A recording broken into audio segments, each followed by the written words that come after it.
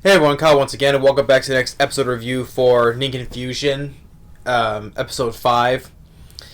And I would say another enjoyable episode already.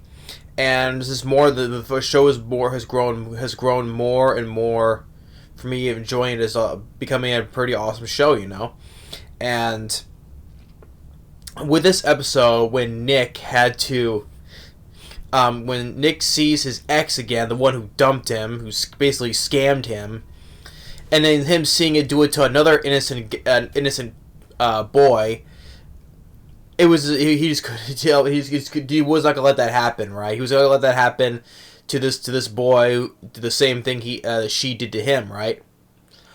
So that was the best part of the entire episode. But starting off, how they attack this ogre in this ice, sort of like this ice cave, and they're using the telepathy because our the sword we had from last week, in a human form now, as his boy. Using telepathy, and sometimes they take it too far, like just doing it for the sake of it. Hey, this like telepathy is not to use all the time.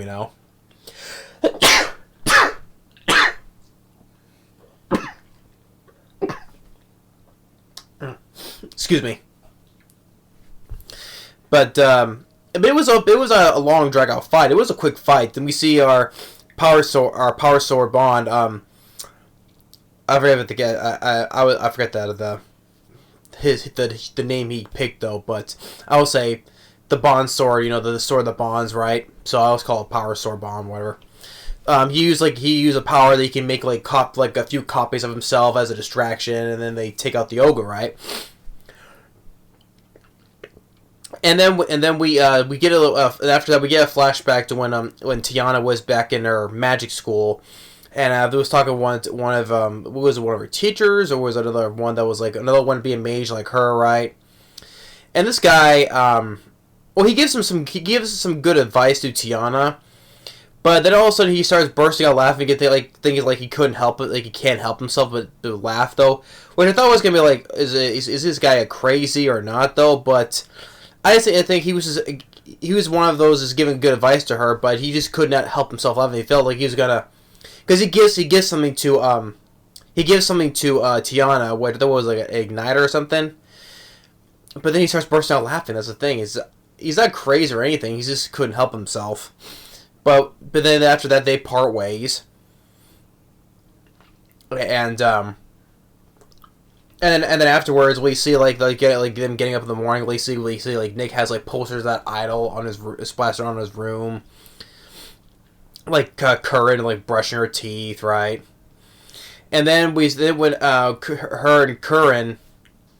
Nick and Curran, they go to this eatery place. It was the same place where Nick got dumped by his ex Claudine. He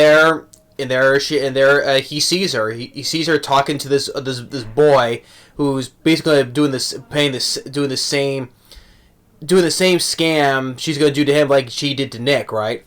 Here's the boy said, oh, here's this gift. It was a pretty good gift, and then Claudine's like, oh well, my mom is sick. It's a very long ride. It's like it's like a 30 days travel, and I'm gonna need some money for that too. And even the boy was willing to give him the money, but until when Nick comes in, because he doesn't want this boy to feel the same. He doesn't want to feel like shit like the same way that she did to him. So he comes in casually, like, oh, Claudine, hey, how's your mom doing? And I thought she's like only 3 days away, and basically he's just catching her in the act, just calling her out on her bull crap, basically, and he's just sitting there all like, oh well, it's nice that she's doing well and all that stuff. He just like basically turn the tables on Claudine, which she deserves because she's a low level scum,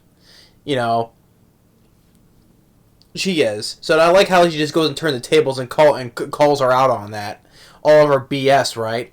And then by the time when she leaves, gives the gift back to that boy. So here you go. But and then by the time when she comes back though with this tiger guy was named Leon. Uh, wanted to pick, or wants to pick a fight with him, but when he takes him back to the back of an alley, he does the whole apology thing, right? And he's implying that, he has his own party, right? Like Nick has, right? And the Leon saying to him, like, oh, if you have your own party, you're probably swindling. You're probably pretty good at swindling them as well. Thinking that Nick is there to swindle his own party and then just leave, right? But the thing is, though, Nick is not. It doesn't do that though. So, and Nick is like, I ain't doing that, whatever, and you got it all wrong. And then when Leon wants to just try to hit with a sword, Nick goes and just pins him down, pins his arm back, right? He keeps calling him like a kitten, because you're just not as tough. You're not as tough as you are. You're just like a soft like a kitten, basically. And then there's this other guy, guy with glasses, trying to do like a magic thing, and then Curran comes in. Our best dragon girl comes in, just takes him and slams him into the ground, which is quite funny because he's wearing glasses, but he slams his face into the ground with the glasses on. I'm surprised that dig the glass and dig into his face,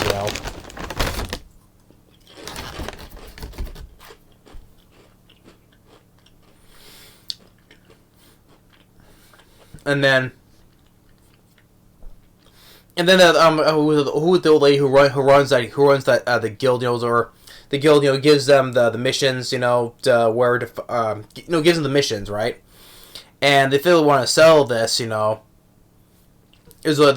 can't do it here though, but they'll do it one other way.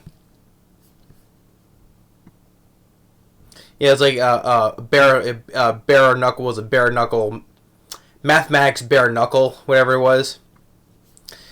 Yeah, mathematics bare knuckle. So they want to have that type of battle. So, and then just after this, when the episode ends right there. So, but overall, yeah, it was another very enjoyable episode. At least, like I said, Claudine is like basically one of the scum of the earth of this, because she was going to scam this poor kid the same way she did Nick, and Nick was not going to let that happen to this poor guy.